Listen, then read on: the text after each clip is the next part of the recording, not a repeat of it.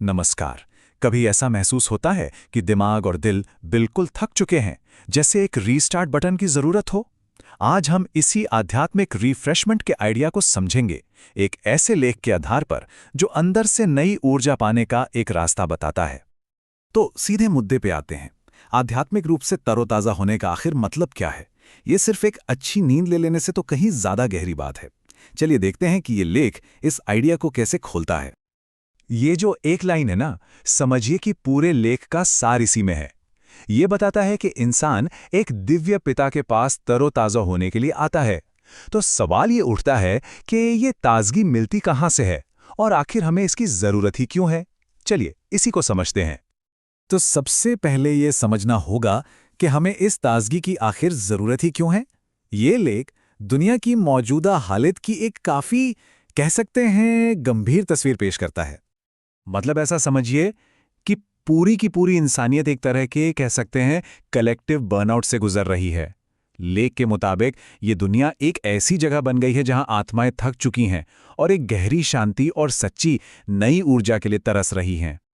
तो ये हालत हुई कैसे? देखिए, ये लेख इसका कारण किसी मॉडर्न टेक्नोलॉजी या पॉलिटिक्स को नहीं बताता, नहीं, बल्कि एक बहुत बड़े कॉस्मिक साइकिल, एक खास युग की तरफ इशारा करता है। इस दौर को कलयुग का नाम दिया गया है, यानी लौह युग। आप इसे एक तरह की आध्यात्मिक सर्दी मान सकते हैं। अंधेरे और कंफ्यूजन का एक ऐसा समय जहां इंसान अपने असली स्वरूप को भूल गया है और इसीलिए दुख के चक्कर में फंसा हुआ है।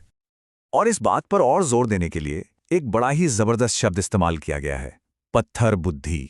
इसका मतलब ये नहीं है कि लोग बेवकूफ हो गए हैं, नहीं, बल्कि ये है कि सोच इतनी इतनी ठोस और मटेरियलिस्टिक हो गई है कि जो गहरी आध्यात्मिक बातें हैं वो पकड़ में ही नहीं आती।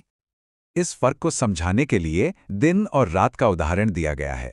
एक तरफ है दिन, जो पवित्रता और रोशनी का वो पुराना जमाना था, देवताओं की दुनिया, और दूसरी तरफ है रात, यानी हमारा अभी का दौर, अपवित्रता और अंधेरे का, वो इंसानी दुनिया जो आध्यात्मिक अज्ञान में डूबी हुई है। तो अगर हम सब इस आध्यात्मिक थकावट की अंधेरी रात में हैं, तो सवाल है कि सुबह होगी कैसे? लेख के मुताबिक इसका सिर्फ एक ही सोर्स है। यहां पर एक बहुत ही खास शब्द आता है, पतित पावन। इसका सीधा सा मतलब है गिरे हुओं को पवित्र करने वाला।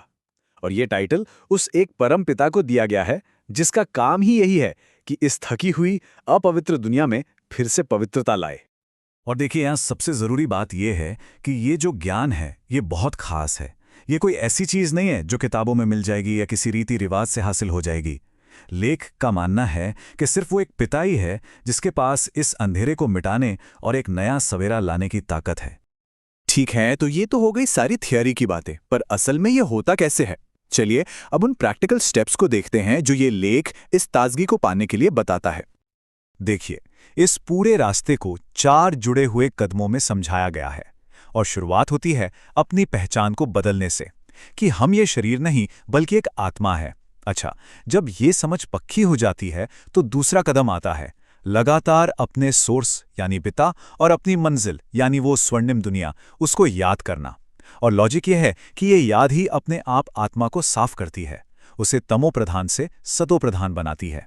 और फिर इसका एक नेचुरल नतीजा है चौथा कदम, कि ये जो ताजगी देने वाला ज्ञान है इसे दूसरों के साथ भी बांटा जाए। और ये लाइन समझिए कि उसी मेन इंस्ट्रक्शन को फिर से पक्का करती है। याद और ताजगी को सीधा सीधा जोड़ दिया गया है।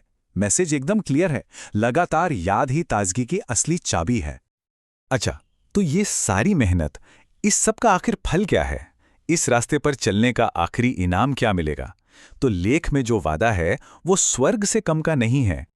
जो आखिरी मंजिल है वो एक ऐसी दुनिया में लौटना है जहां सिर्फ और सिर्फ शांति और पवित्रता है। इसे सतयुग यानी सच का युग, या फिर परिस्तान यानी परियों की भूमि जैसे नामों से बुलाया गया है। जरा सोचिए एक ऐसी जगह के बारे में जहां पूरी तरह से शांति हो, हर तरफ खुशहाली हो और कुदरत अपनी सबसे खूबसूरत शक्ल में हो। सतयुग की कुछ ऐसी ही तस्वीर पेश की गई है।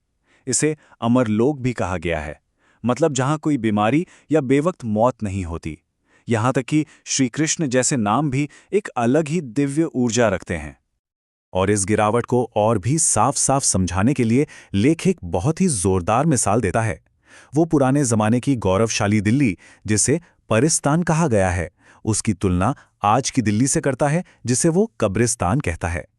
ये एक सिंबल है कि कैसे दुनिया शांति और अमरता के दौर से निकलकर दुख और मौत के दौर में आ गई है।